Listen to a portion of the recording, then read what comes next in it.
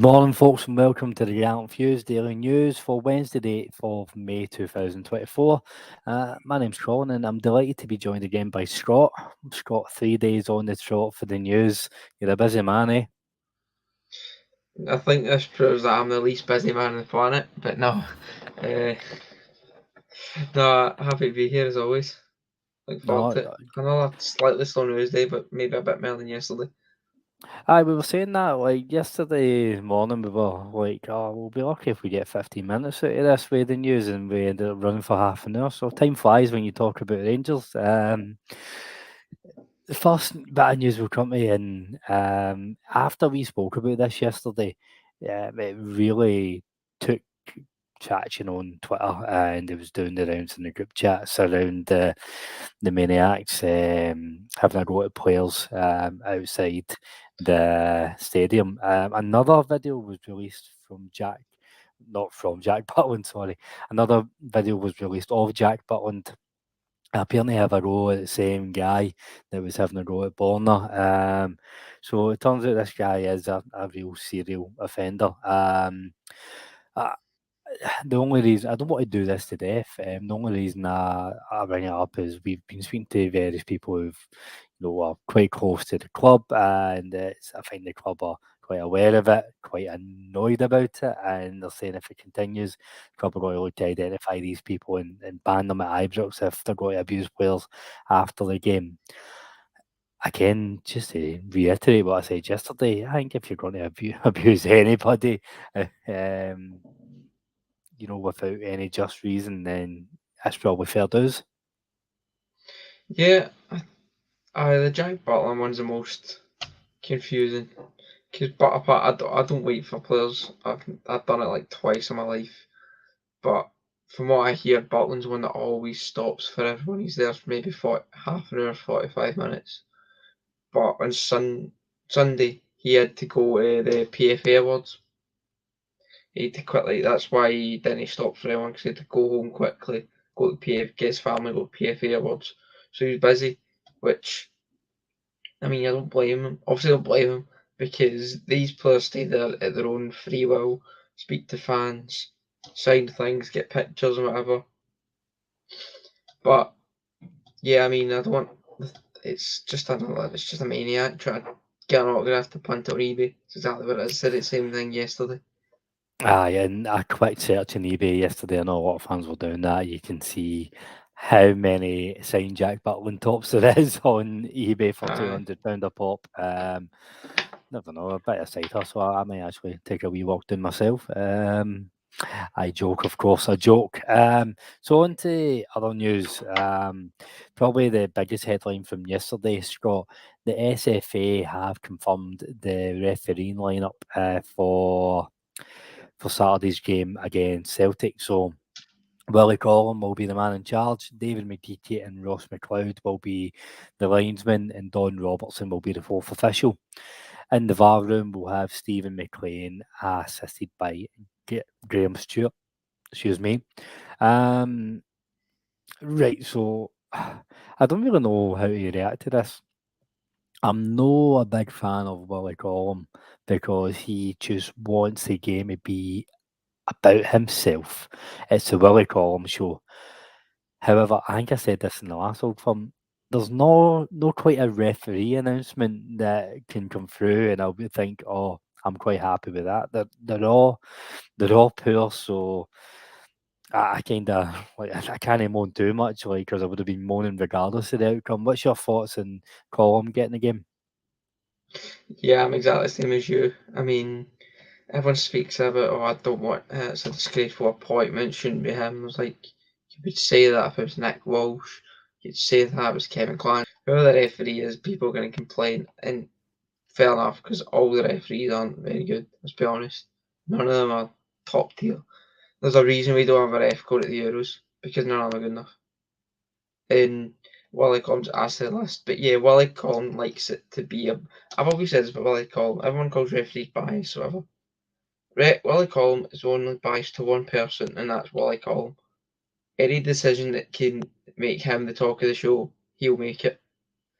And it was the same in Saturday. It was the same in the last one with the VAR and the SEMA handball. or was it Johnson handballed it off seam or something like that. So Willie Collum's like to make it by him, but yeah, I mean I think referee appointments are non-stories because they're all bad as each other. Aye. I agreed. My biggest issue with Colum, and it infuriates me, and that it's not even happening to me, is how he chooses. Like, you can tell he speaks down to the players when players approach him to try and get an explanation. He, like, also we know he's a school teacher, but he treats them like school children. He seems so arrogant, and yeah, Apparently, it it's like that as a riles me when teacher I as see it. well. It's like Aye, that I as a know that. teacher as well. I have my one of my mates went to school that he teaches at, and apparently he's just a bit arrogant, but up himself as well when he was at school because it was during COVID, and because he was refereeing, he didn't need to wear a mask, and because of he was getting tested every other day or whatever, and everyone else did. So because he was walking about without a mask on, he was walking about like he was better than everyone else.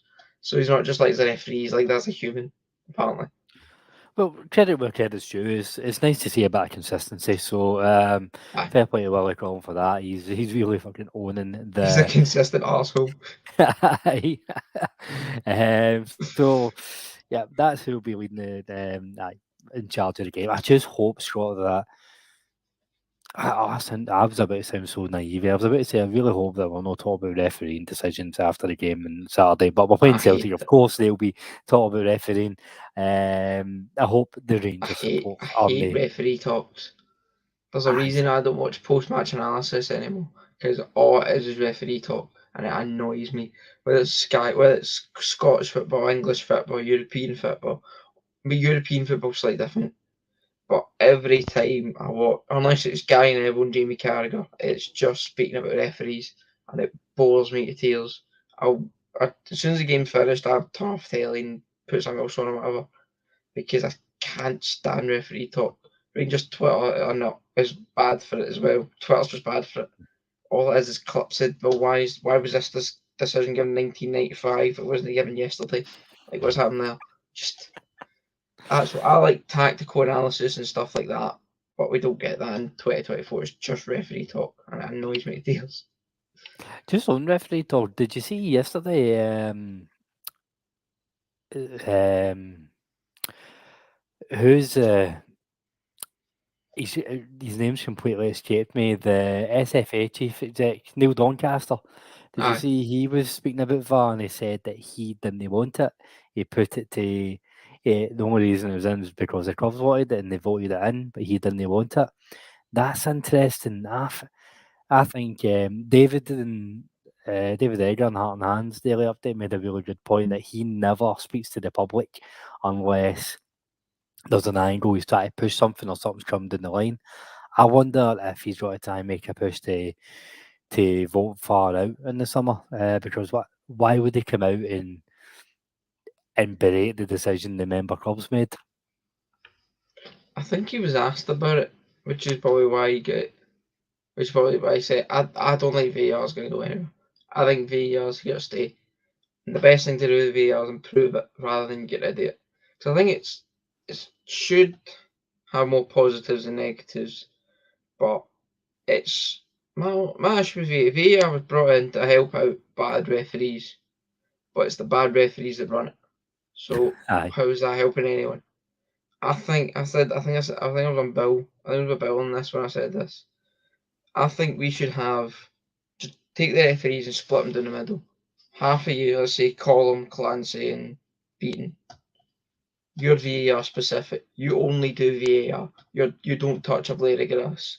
All you do is sit in the VAR room during a game, because that trains them in the VAR, makes them better at it, because they are only working in VAR, and then everyone else, you're Robertson and whoever else, you're Nick Walsh, whoever, you're just doing refereeing on the pitch. You don't touch a VAR room, because that trains the VAR specific referees in doing VAR.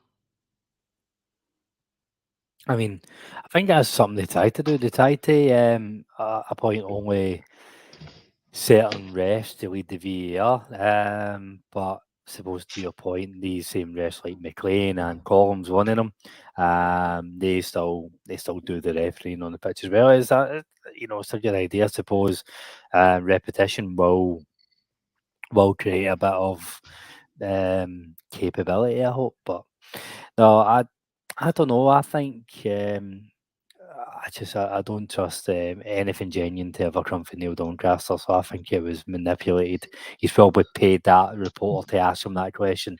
Of course, I need God, the to. tinfoil hats are out this morning, aren't they?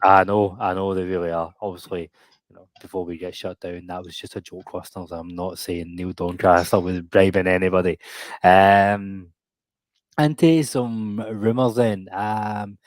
Apparently, Rangers are one of a number of top teams in Europe. As soon as you hear that line, a number of teams across Europe, you just know it's we're on the problems with this rumour. But apparently, they're attacking Orlando Pirates winger Real Bell Mofo King. First things first, Orlando Pirates, always been a great name for a football team, just like Kaiser Chiefs. Big fan of it. So, Outstanding. outstanding name. If Rangers ever need to change their name, it should be Govan Pirates, as far as I'm concerned.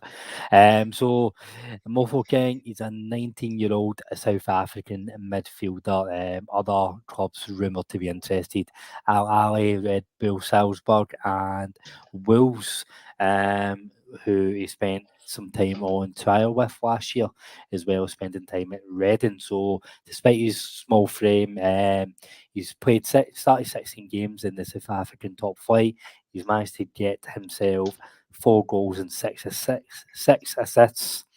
Um, I don't think either of us are going to claim to know much about this player. I mentioned to Bill last week that it's the beginning of silly season starting, so I think we'll see more and more stories like this. Yeah, I'm sick of. I mean, transfer rumours annoy me as well. Everything annoys me. But, like, if we You can don't get this do well boy. at this time in the morning, do you?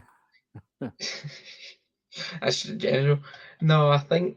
With things like that, rumours like this excite me, not because of the player, but because of the market.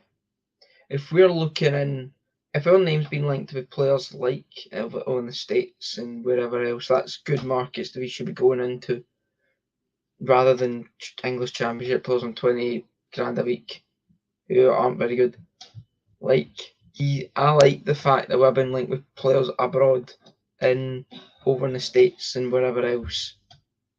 If we do get this boy 4 goals, 6 assists in 16 games, decent return.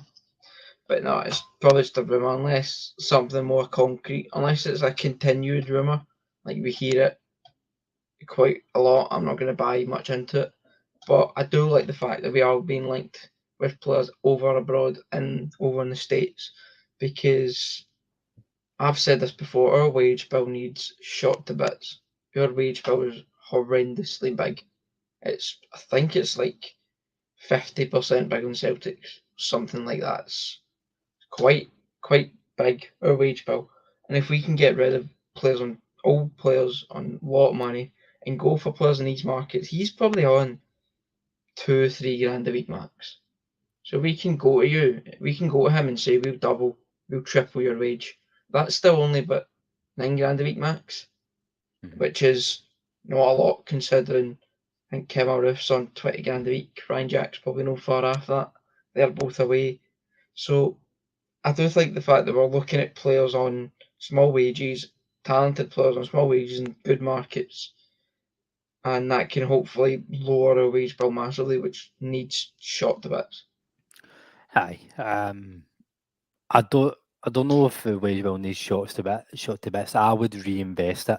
I think we need that wage. I think looking at the players we have, we need to reinvest the wages. But you're right, we need to reinvest it much more sensibly and much more economically. So, if somebody is 19, 20 year old and they're going to have a high selling value, and we can get an end product from them while they're here as well, 8, 9, 10 grand a week, that's great business. Guys like John Lundstrom, who, listeners will know I've done a bit of a 180 on, Obviously, he's linked with Ipswich and Tizbonspor. Like, there's an offer on the table for John Lundstrom for roughly the same money, just a wee bit more. But he's a high earner as well, Scott. Like, he's close to 30 grand a week. That 30 grand a week market, like, we will need to go and get players in there, but they should be the marquee players. They should be, a young midfielder, 24, 25, coming to his peak, who we can still sell on in 2 or 3 years' time. And I know every signing is a gamble, but that's where we should be putting the big wages in. And then, 19-year-olds for South Africa, we can gamble with the 6, 7 grand mark. Well, Lundstrom, that's just Ross Wilson had a history of overpaying players. Like Ruth, for example, I've already mentioned, on decent money. Lundstrom's on stupid money. Goldson's new contract is on stupid money. And Cantwell's on stupid money. So all these players are getting paid far too much money, and it's not good. It's not just the fact they're on a lot of money. Like, part of the reason Goldson's new contract stupid money is because of what Lundstrom's being paid. Goldson went to he's on 30 grand a week. I want 30 grand a week because he's on it. And so that not only does it hammer your wage bill, it sort of could hamper the dressing room as well. When they find out that someone's on 30 grand a week, how come he's on 30 and I'm on 19 or whatever? So I think there's the Ross Wilson thing, who we'll get on to in our next story about transfer budgets. I think we had overpaying players is something we've done for ages. Going back to, I think, Joey Barton. Joey Barton was on stupid money when he was here as well, considering the position we were in. So I think Cranchar was on stupid money as well. So old men on a lot of money with no sell-on value, it's not a good transfer policy whatsoever. And that's why we don't sell players well, because no one wants to pay their wages, because we've paid them too much. Aye, and I think there has to be a bit of realism where not every signing is going to. You're not going to sell every signing on for more money than what you get. Like, it's just you can't build a team with that. Sometimes you do need experience. You do need to sign a 30-year-old. That's fine, and sometimes they will demand a higher wage. It's just been too many, as you said. I mean, you've just scratched the surface there. The odd one or two with a squad littered of potential and sell-on value, but no, we've got a squad with one or two potential future stars littered with old men and high wages, as you say. The next story then, PSG versus Borussia Dortmund last night on Dutch TV. Um, Former Rangers manager and player Giovanni van Bronckhorst was one of the pundits in the studio, and he was talking about Borussia Dortmund left back Ian Maatsen, who's turned into a right talent since joining for Chelsea.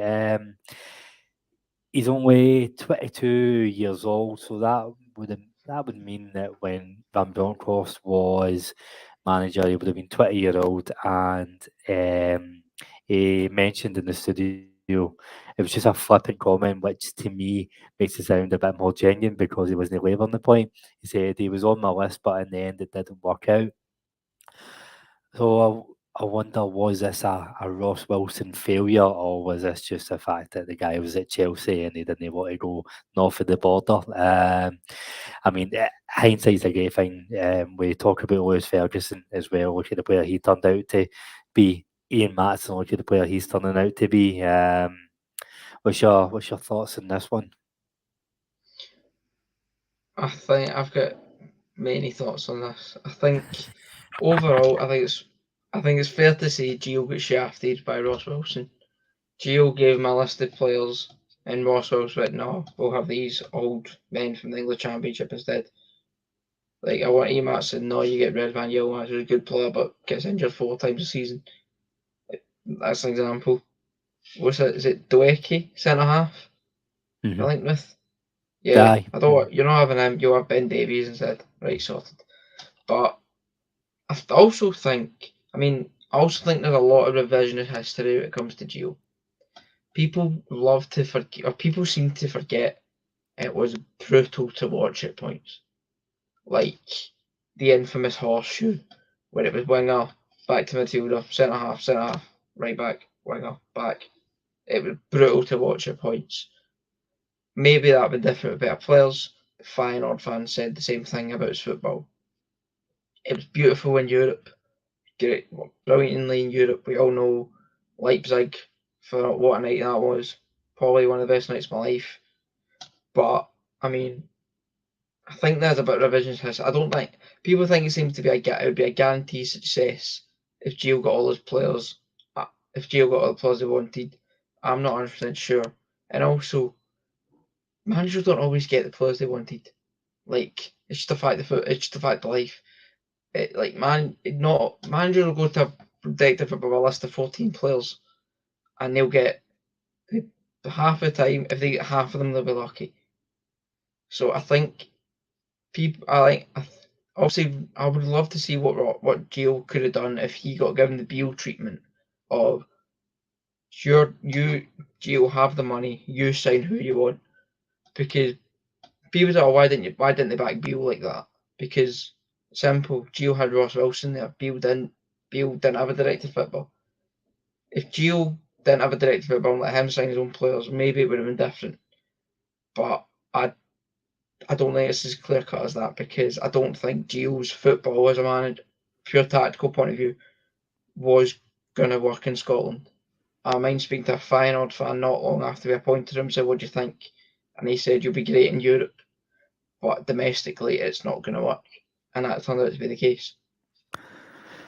Aye, I think it is. We will never know. That's the only answer we can say. We'll never know what would have happened, but there is evidence there that he couldn't get a tune out of the players were there. Like obviously we needed better players, but those players weren't playing to the sum of the parts. We'd seen it before at Feyenoord, or Feyenoord fans had seen it before. So I think you're probably right with the revision of. I don't know if it's revision of history. I think as a support, well, we are thanking Gio for Europe, but admitting that he was god awful and domestically. That's kind of how I see Gio being thought of. But again, I don't know. Like it will depend on what circles and who you see in social media, I suppose. When this clip came out last night, it was on Twitter. Everyone was like, imagine what he could have done with his own players and all this. I'm like, I don't think it's as easy as that. Aye, I know. Well, that will. Oh no! Before we finish up, sorry. Just a shout out to the Rangers under-18s who beat Kilmarnock 4-2 yesterday. Leighton Grant putting them a 1-goal up to go in at half time in the lead, and then in the second half we had goals for Josh Gentles, Lewis Stewart, and Arian Allen. So well done to them beating Kilmarnock last night.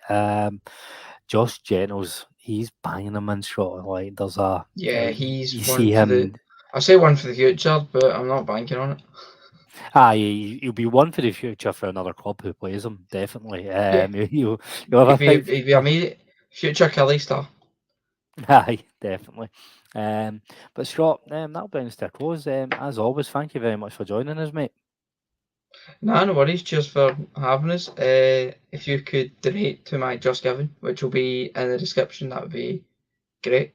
It's basically a fitness assault course type thing. It's called High Rocks. I'm doing it for Macmillan Cancer, and I'm doing it for my uncle we lost last year. So any donations of that would be much appreciated. Yeah, the link will be in the description, folks. Again, a very worthy cause. I'm sure we can all agree, Macmillan Cancer Support. But thank you all for listening, folks. I'll be back with you tomorrow morning, and till then, happy hump day. I hope your day goes quickly. Take care.